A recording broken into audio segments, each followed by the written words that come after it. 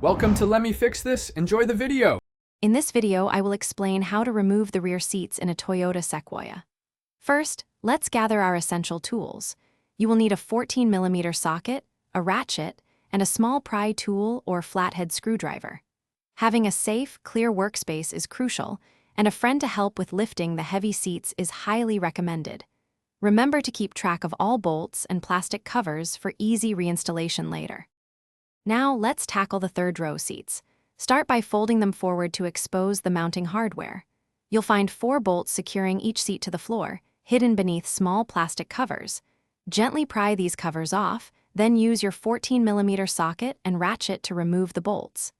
Don't forget to disconnect any electrical harnesses, typically for seat sensors, before carefully lifting the seat out of your Sequoia. These seats can be quite heavy, so take your time. Moving on to the second row seats, the process is quite similar.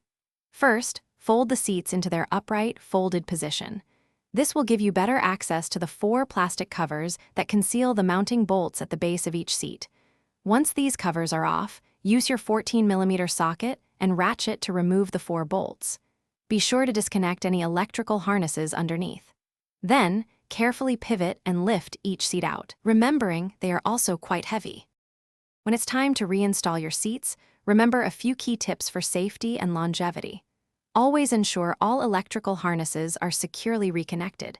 Carefully align the seats with their mounting points before you begin tightening any bolts. Applying a small amount of anti-seize compound to the bolt threads can prevent them from seizing in the future. Also, consider plugging any open holes in the floor to prevent water intrusion. Finally, always double-check that all bolts are tightened to the manufacturer's specifications for safety. Thanks for watching. If you found this helpful, don't forget to like and subscribe.